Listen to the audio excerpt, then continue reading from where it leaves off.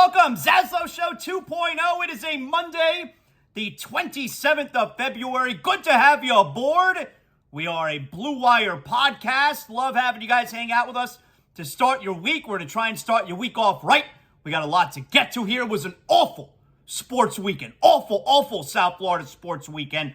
We'll recap everything for sure, like we do on Mondays now since there's no football season. We'll have your full NBA rundown. We'll recap everything going on with the association, the league where the players don't try and they don't play. So we'll get to that coming up, of course. And we got to recap what took place as far as all of our sports teams over the weekend were shit except for Inter Miami. Inter Miami of all the teams. And I already had some folks who were sending me messages saying, Zaslow, how did it go?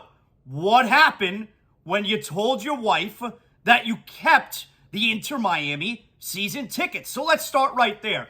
This is what happened. So if you didn't tune into the show on Friday, you can always go back and listen to past episodes of ZASLOW Show 2.0. But if you were not listening, Inter Miami had their opener on Saturday. They had it was their season opener, all right? They won 2-0 against Montreal.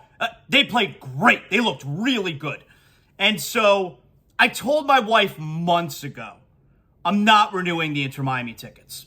And it was per her request, really. Number one, expensive. Well, I mean, it's not expensive for, like the value is really good, but just in general, season tickets for anything is expensive. So you understand what I'm saying. So number one, expensive. And number two, I just don't go enough. And, I mean, last year is like 19 home games. I probably went to like 3 games. I don't go enough. And the main reason that I didn't go a lot last year, I'm doing the Heat games. Well, now I'm not doing the Heat games, so I'm going to be able to go to a lot more games. But that's neither here nor there. That's not the conversation that we're having right now. The conversation is, I told my wife that I gave up the tickets. How do I explain to her that I'm going to the game on Saturday night, and it's because I still have season tickets? So my plan was, all right, I'm going to invite my friend over. My friend who I split the tickets with. I'm going to invite my friend over on Friday night. We'll have some drinks. We'll watch sports. Both the Heat and Panthers lost that night. Sucked. But anyway, excuse me. So I'm going to invite my friend over, and I'm going to tell my wife in front of him.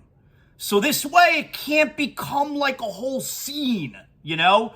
She's not going to get so mad in front of company. So I want to tell her in front of my friend. And my friend actually tried to take the blame. I was like, no, it was me. So he would be a good friend. He was trying to take the blame. So my wife obviously was not pleased about it. But I told her, I'm like, listen, we already paid for it. It's already been paid for, so you don't have to. But she was pissed because it was dishonest of me, obviously. And it was also, I guess, technically irresponsible of me. Although I kind of knew I was keeping them. So I guess overall it's dishonest of me. I already told you my plan. The plan is Inter Miami is going to get messy. And my wife loves Messi, Argentina. And her family's Argentina. And they're going to get messy, and everyone's going to think, oh, Zaslow, you're so smart for keeping those tickets. You're such a good husband. I love you so much. So anyway, that hasn't happened yet. So she was unhappy, but and like she was even annoyed the next morning. But I think telling her in front of my friend was the right move. It cooled the reaction a little bit, and ultimately it was like she says now I owe her. All right, so I owe her. All right, Maybe I'll give her extra sex. I don't know. All right, we'll see how I feel. I owe her now. So it went okay telling her. Wasn't great, but it went okay. It probably went better than I thought it was going to go. So it went all right telling her. Went to the Inter Miami game Saturday night. They played awesome. It was a lot of fun. Now there were some issues, okay? Number one, and I know that there were tweets about this. People were saying this. The traffic situation is horrendous. We're in year number 4 at that stadium. They can't figure it out. It's not a well-run franchise. I already told you, from the communications department's a disaster. How do they not invite a media member who is also an inaugural season ticket holder? A media member who's an inaugural season ticket holder. They don't invite out to a media soccer game? They're so stupid, all right? their communications department sucks. And by the way, I reached out to member services last week because here's the thing with not just Inter Miami, MLS now is on Apple Plus. It's on Apple TV. That's how you get the games. None of the games now are going to be on CBS 4, My 33, what have you. If Inter Miami's on a national game like FS1 or Fox, which I doubt they're on very often, that you'll get that game. But otherwise, all the games are on a pay service.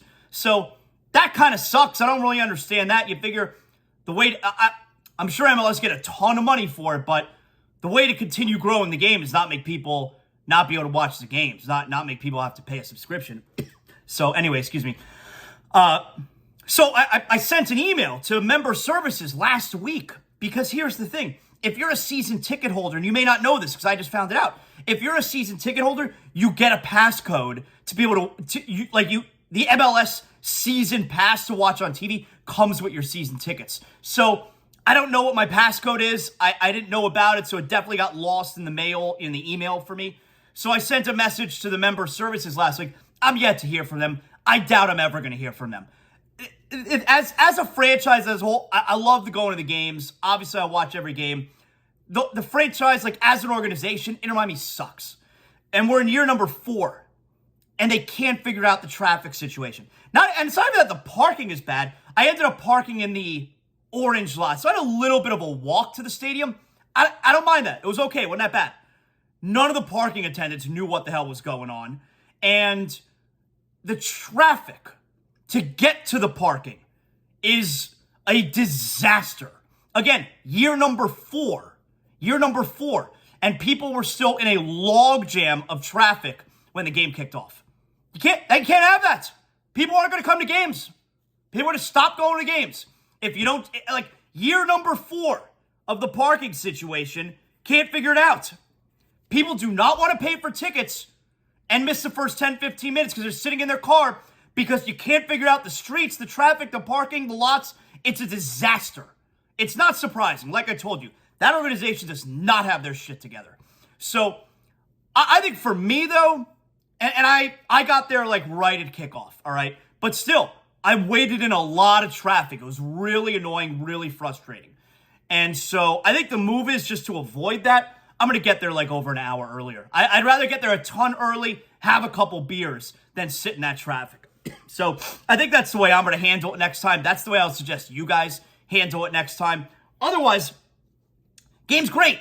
Game's fun. Going to Inter Miami games are fun. And they looked awesome on Saturday night. It was close to a packed house. And they dominated. They were up 2-0. Now, they won 2-0, excuse me. Now, I do want to add this real quick, and then we're going to get to the bad stuff from the weekend. So I noticed when I was going through my season tickets. Now, there's Lionel Messi rumors out there all over the place. And I'm going over my season tickets, and I'm looking through the games. And they only have my games up until June 5th. The first, I guess, half of the season. The rest of my tickets, they're not there yet. And they're not even single game tickets available for games after June 5th. And I thought that was weird. And then I see that the Lionel Messi rumors are that his contract is up in June, when the second half of the tickets for Inter Miami are not available yet. And there's all kinds of smoke out there about Messi. Is it possible? Oh, and by the way, Gonzalo Higuain, who retired, wore number 10 last year. There's no number 10 on the team right now. Anyway, that's not as interesting to me as there not being tickets available yet for games after June. Is it possible that Inter Miami's not that they know Messi's coming, but they think there's a chance, so they're not selling games after June because they want to wait for the Messi announcement and wait for Messi making a debut. And then those ticket prices are going to be jacked up. Now, I don't have a problem with that. If you're going to get Messi, you should jack up the ticket prices. But is that a sign? Is Inter Miami holding out the tickets after June because they think we might be getting Messi and we're going to jack up the ticket prices? Is that a sign? That's why the tickets are not available yet? I don't know. That's an interesting theory, right? Okay, we'll see.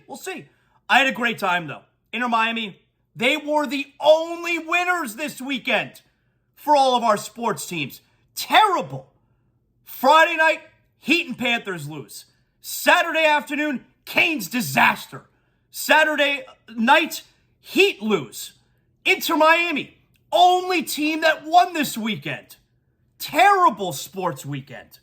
So, let me also start with one more thing before we get to the Heat. To add on to a terrible weekend, here's what happened for me. So Friday afternoon, I get done doing the show. More like Friday morning, I get done doing the show, okay? And actually, I told you how I wanted to go. I was considering going with my guy, Juan, Johnny Cuba.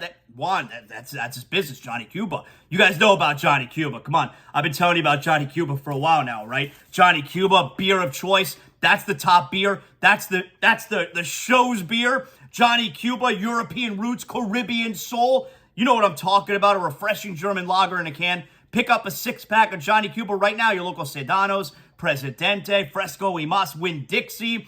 Go pick up yourself a 6-pack. Muy delicioso. All right?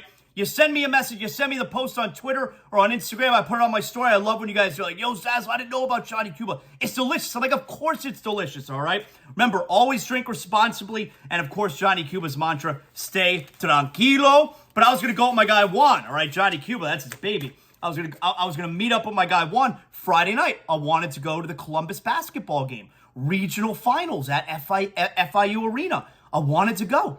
Couldn't, though. Here's what happened. I had to stay home. I ended up staying home watching the Panthers and watching the Heat, so it's not that bad. But I had to stay home because, listen to this. So Friday after my show, it's like around noon or so, I go take my dogs out back. You know, they're going to do their business. And all of a sudden, my rescue dog, Shaggy, okay? We've had him for actually coming up in like a week. We'll have had him for a year. Oh, love him so much. So anyway, we're out back. And I see like out of the corner of my eye, I'm standing on the patio. And I see Shaggy is chewing on something. He's got something big in his mouth. And then as it falls out of his mouth, and then he picks it back up and starts chewing again, I realize, oh, shit. I know exactly what he has in his mouth. It doesn't make any sense that he has it in his mouth. I don't know how he got it, but I know exactly what's in his mouth. And I run over to him, and I pry open his mouth, and I pull out this giant chunk, like the size of my 4 fingers, okay? I pull out, like it was the whole chunk of rat poison. Yeah. Yep. You're listening right now like, oh shit, Zaslow, I'm so sorry your dog died. Let me skip to the end of the story. He's fine, and he's going to be fine. I'm not going to hold that part out to you. Let me let you know, he didn't die, all right? He's going to be okay. But he's got a giant chunk. He's got like the full piece of rat poison. We have rat traps in our backyard. They're hidden for the most part, but we have rat traps in our backyard because, rats. So we need to make sure we don't get them. And in the rat traps, which are lock and key, you cannot get in them. And the rat poison is not supposed to be able to get out because it's like on a bar, you know? The rat eats a chunk, and then he runs out of the rat bait, trap, whatever, and then he dies, all right? So anyway, a few days before that, like 2 days before that, my younger son found a dead rat in our pool. So disgusting. So he scooped it out, tossed it over the wall, whatever. What must have happened, I'm surmising here, that rat somehow must have gotten the bar of poison off the rail and pulled it out of the trap, which has never happened. It's never, ever happened. And it was left there on the floor or on the grass, the ground, dirt, whatever. And Shaggy got it. And he's chewing on it. And so I pulled it out of his mouth. I pulled out some other chunks, but he definitely ate a bunch. Definitely. Fucking rat poison. So what do? I bring both dogs in the house. I pick Shaggy up. I run into the car. Now, luckily, I go to Embassy Lakes Animal Hospital. Dr. Levine takes very good care. They're literally right across the street from where I live. But I'm speeding out of my neighborhood. I'm speeding through the lights. I'm speeding into the plaza. I'm thinking Shaggy's gonna die right here sitting in my car. I was very scared. And so we had to go into it. I hustle on in there with them. Bust through the door. Hi, Shaggy ate rat poison. I have an emergency. Like, oh my God. We bring him in. They inject him with the stuff. They give him the IV with the stuff that makes you puke. Pukes everywhere. Pukes up so much rat poison. We think we got it all. And he was in bad shape. Not necessarily from the rat poison, because that would likely take a little bit of time. But he was in bad shape just from the medication they gave him to essentially pump his stomach. And then he got some morphine to make him feel a little bit better and slow his stomach down. He was in bad shape for like an hour after that. But now he's on medication. We had to call the poison control. And ultimately, we're all pretty sure he's going to be okay. Matter of fact, like an hour and a half later, he was fine, all right? But he's on this medication now for the next 21 days. And then we got to do blood tests afterward because the rat poison, it kills the rat by making their blood clot. So we got to do a test on Shaggy afterward to make sure he's not getting any blood clots and, he's not going to die. But he's okay. I'm looking at him right now. He's totally fine. It was scary at the moment. Like, I'm thinking, so, oh, my God, am I going to have to tell? My younger son loves that dog so much. I'm going to have to, oh, my God, Shaggy's dead. He died. It was so bad. Not to mention, I was upset. I love that dog. Hey, that's my guy. So, yeah. So I ended up staying home the rest of the night because I wanted to make sure that he's all good. He's all good to go. But freaking rat poison. And by the way, I called the pest control, and they were very nice. They were very helpful, and they said there's no reason he should be able to get to it. The boxes are locked. I go, I know. You guys have had these traps for years. I know. I don't understand. So, it's no one's fault, and it was just unfortunate. And he's going to be okay. So, yeah, that's how my weekend started. And then it was followed up by Panther loss, Heat losses, Hurricanes on Saturday afternoon. What a disaster that Hurricanes game was. All right, I mean, so here's the thing with the Canes, right? I've been paying a lot of attention to the Canes lately. I mean, hell, I was talking about them potentially being a number one seed in the NCAA tournament, which, by the way, can still happen. Because as I understand, so the Canes lost Saturday. They're up by 23 at halftime, 54-31, I think it was. And, excuse me, oh my God. So, and I didn't get to see the game because my son had a soccer match. By the way, shout out Western Select U14 boys, undefeated over the weekend. They had 2 regular season games, undefeated in league play actually, but they did get their first win of league play. 4 games in, and they finally get a win. It's a very difficult league. They've moved up now. 4 games in, they tied the first 3 games, including this past Saturday. It was 2-2. May have been a little cheating from the referees. I don't want to get into all that, but it may have been a little bit of cheating from the referees who were players when they were younger for the team we were playing against. Very shady situation. So 2-2, they tied on Saturday, and on Sunday, yesterday, Western Select U14 boys, 4-2 victory over, I forget the name of the team, Ives Estates maybe? Could that be what they're called? I don't know. I don't even know where they were from. So they get their first win of the regular season. They're 1-0-3 now. Hey, undefeated in 4 games in a very difficult league. I'm really proud of those boys and my son. And my son had a great save yesterday, too. Anyway, he had a couple good saves, but one of them was amazing. So anyway, on Saturday afternoon, I get back, I check the score of the Canes. I go, what the hell happened? They were up big, and they lost at the buzzer. So you get the 3-pointer in the corner, then you get a heave just over half court. It's good, FSU. And it's like, holy shit. So the Canes, after all this hard work, they control their own destiny, win the final 2 games of the season, both at home. You're the ACC regular season champions. You'll obviously be the 1 seed going into the ACC tournament. And they lose to FSU, blowing a 23-point lead. Later that afternoon, Virginia loses. Huge. So the Canes now, from what I understand, I don't know how the tiebreak works because now the Canes, Pittsburgh has 2 games still. Canes only have 1, and it's Pittsburgh at home next weekend. So if Pittsburgh wins during the week, and then the Canes beat Pitt on Saturday, they have the same record in the ACC, and they're head-to-head 1-1. I don't know how the tiebreak works after that, but apparently the Canes still control their own destiny because of the Virginia loss. So it would appear that the Canes win the final game of the season, win on Saturday at home against Pitt, and they're the ACC regular season champions. They were no, it wasn't BC. I forget who beat them on Saturday. It was maybe UNC. It was a gift that they were given with Virginia losing on Saturday, later Saturday afternoon. So the Canes still with a really good shot to win the ACC regular season championship. They get lucky there, obviously. I mean, they blew it, you know? You blow a 23-point lead, you deserve to lose that game, even though it was in crazy fashion. So that's disappointing. Speaking of disappointing, first of all, you heard me talking about Shaggy getting sick and the rat poison. If you're not feeling well, you guys know, I'm making you call Doctors on Call 365. Doctors on Call 365, South Florida's urgent care that comes to you, one of our OG sponsors here on ZASLOW Show 2.0. If you're a fan of ZASLOW Show 2.0, you got to be a fan of our sponsors. And here's the thing, Doctors on Call 365, their entire MO, they want to make you feel better. If you're sick, if you have a fever, if you got something going on, Doctors on Call 365 is coming to your home to treat you. That's right. Treat children, adults, elderly, minor illnesses, minor injuries.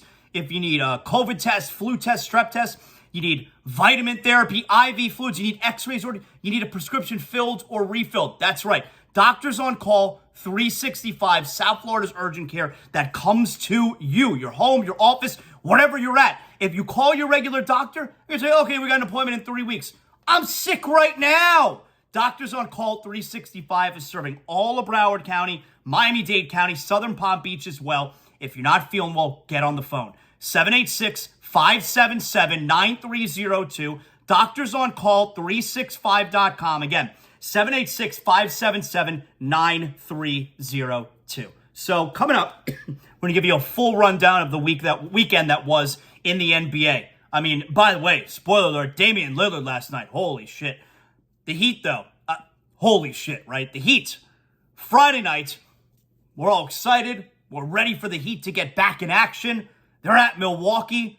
Giannis, he may not play. Well, Giannis did play. He left the game after 6 minutes. And he never returned.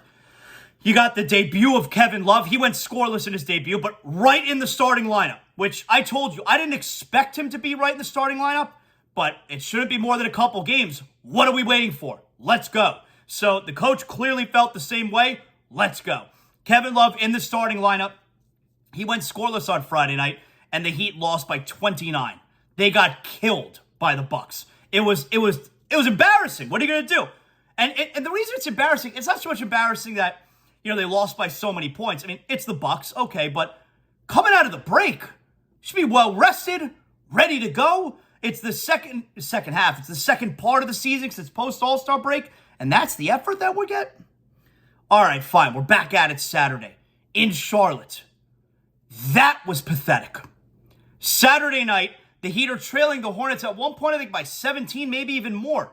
Then they wind up getting back in it. It's a little bit back and forth. Charlotte winds up winning by 5. You had a big game from Jimmy Butler, big game from Tyler Hero. Bam struggled. He had a weird game, and you really didn't get... Oh, and Kevin Love had a double-double, 13 points and 13 rebounds. He gave you exactly what you're looking for. Quick outlet passes, rebounding. He hit a few threes. He's stretching the floor a little bit. I loved what I saw from Kevin Love. He's given you already exactly what you're hoping for. So I think the Heat fan likes what you saw there, but losing to the Hornets, that's freaking pathetic. That team sucks, man. And now you look, okay, you look at the standings. We were talking not too long ago, right? When the Heat had that game against Brooklyn. Oh, it's a major opportunity for the Heat to get back in the mix here. You know, you win this game against Brooklyn, you pull within a half game in the standings of number 5. Number 5, the Heat are going to have a hard time catching New York now for number 6. The Heat are 7th, and they're 2.5 games back of New York at number 6. Also 2.5 games back of Brooklyn at 5. Brooklyn's going to slide. That team sucks. I told you. It's struggle city right now for the Brooklyn Nets, but I told you. Everyone's like, oh, look at all these good players. They're really good role players. You got a team full of really good role players. That's a terrible team. If you have all role players, it's a really bad team. So Brooklyn is going to continue to drop. New York's going to wind up passing them. So can Miami get back to 6? Their best chance might be just to catch Brooklyn because New York has won 5 in a row while the Heat have lost 4 in a row. And don't look now. The Hawks, right behind Miami, are 1 game back of the Heat. And the Hawks are going to be motivated now because they just hired Quinn Snyder over the weekend. And here's the thing. You go back a couple years ago, And what's his name? Lloyd Pierce was fired in the middle of the season. Animosity with Trae Young, right? This year, Nate McMillan fired in the middle of the season. Animosity with Trae Young. You're going to get a Trae Young that is best behavior now. Because otherwise, everyone knows, hey, man, you're a coach killer. You're really difficult. And by the way, Trae Young yesterday, we'll get to that coming up. The Hawks are going to play better this last part of the season. If the Heat are not careful, they're going to get passed by the Hawks. But just catching number 6 New York now. And you got 3 games coming up against the Knicks. Like, that's going to have to be the way that the Heat do it. But forget about what the Knicks look like, the Hawks look like, the Nets look like. The Heat right now, you've never seen a team that is worse shooting the 3 than your Miami Heat. It's nonstop open looks. They get great looks. And for me, it's like, I got to cross my, like, I'm just hoping that, because it doesn't make sense. They were one of the best teams last year from 3. This year, they suck. And I'm just holding out where, all right, maybe things will level out when we get to the playoffs, and they'll wind up, water always comes back to its level. The great Tony Fiorentino used to say that. Maybe water will come back to its level by the time we get to the playoffs, and the Heat will be a good 3-point shooting team again, because how can they continue to miss these looks? Now, part of the reason that they're missing some of these looks is you have the wrong guy shooting them. Victor Oladipo should not be shooting 3s. Oladipo, I know Oladipo right now, probably because Lowry's out, although unfortunately he looks like he's going to be back tonight. Oladipo's been kind of the whipping boy the last couple of games. He's been terrible. And I like Victor Oladipo. 0 for 5 on Saturday night. Oladipo's shot selection sucks. He should be primarily a defender and a guy who gets at the basket. Oladipo should not be shooting 3-pointers. He should not be shooting long 2s. He is not the player that he was. At least not right now, he's not. He should be attacking the basket and doing his thing on defense. But Victor Oladipo, off the dribble, gets a screen, shoots a 3. It's the worst kind of shot. He looks terrible out there. Unfortunately, Lowry looks like he's going to return tonight. Now, this will be interesting. I love what Gabe Vincent gives the team in the starting lineup, and I don't have the numbers with me, but Gabe Vincent with those guys, I'm pretty sure the numbers are good. And I know, because we spoke to Tom Haberstroh, Metalark Media, about it last week, the Heat's numbers when Kyle Lowry is in the game with Bam, Hero, Butler, terrible. They're so much better without him. So, Coach Spo, I'm not going to say it's a drastic move putting Love in the starting lineup, but Coach Spo knows, hey, this is crunch time. We got to get this thing going now. He put Kevin Love right away in the starting lineup. Who cares about feelings? Caleb Martin didn't do anything wrong. Who cares about feelings? And this was with Kevin Love saying he doesn't care about starting or sitting, whatever. Coach put him in the starting lineup right away. Because why wait? Why wait? I'm hoping we get the same attitude tonight with Lowry. Lowry's been out forever. Why wouldn't he be rusty? Why would we expect him to be a better version of the guy that we just saw? He's been awful since the postseason last year. Lowry should be coming off the bench tonight. Vincent should remain in the starting lineup. Lowry, you want to give him 12, 15 minutes max off the bench? I guess I'll have to live with it. I'd rather him get no minutes. But this is going to be telling tonight what the Heat... Jimmy Butler after the game on Saturday, I'm tired of losing. I love that. I love you, Jimmy. I love that. Get mad, man. And if we're actually tired of losing, there's no reason for Lowry to be back in the starting lineup. Because 1, there's no reason to believe he's going to be effective, especially coming off of the rust. And 2, he's been bad.